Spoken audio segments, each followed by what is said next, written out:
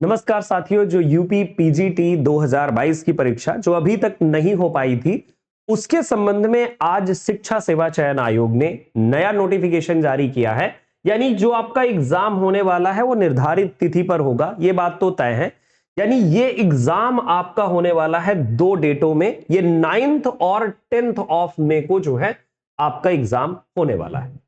9th और 10th of May को आपका एग्जाम होगा। उसके अलावा देखिए यहां पर दो शिफ्ट हैं हर दिन, यानी 9th मई को जो है दो शिफ्ट में मॉर्निंग शिफ्ट और जो है इवनिंग शिफ्ट होगी।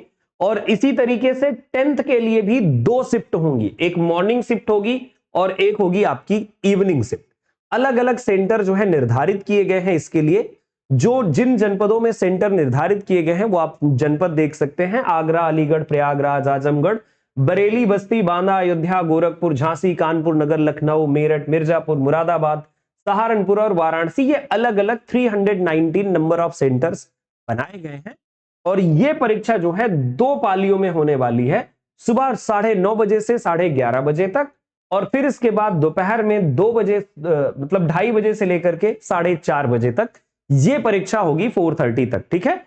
और अलग अलग जो विषय हैं उन अलग अलग विषयों की जो परीक्षा है, तो 9th और 10th ऑफ मई को किस तरीके से है, तो जो 9th में है तो उसमें आपको 9 सब्जेक्ट की जो है परीक्षा, ये सब्जेक्ट है physics, biology, home science, history, education, English, agriculture, commerce and sociology. ध्यान रखें कि इंग्लिश की जो परीक्षा है वो 9th ऑफ मई को सेकेंड शिफ्ट में होने वाली है।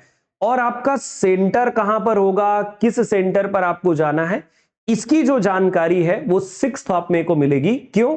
क्योंकि आपका जो एडमिट कार्ड है वो 6th ऑफ मई को जारी होने वाला है। ठीक है। जो 10 मई है तो 10 मई में भी इसी तरीके से 9 सब्जेक्ट की जो है एग्जाम होने वाला है, दो शिफ्ट में होगी।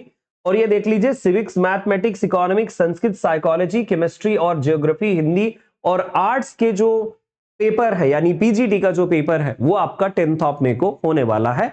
और दोनों शिफ्ट भी अपनी देख लीजिएगा, शिफ्ट और साथ में देखिए अभी आपका एडमिट कार्ड भी आने वाला है, तो एडमिट कार्ड में भी आपको ये सारी चीजें पता चलेगी।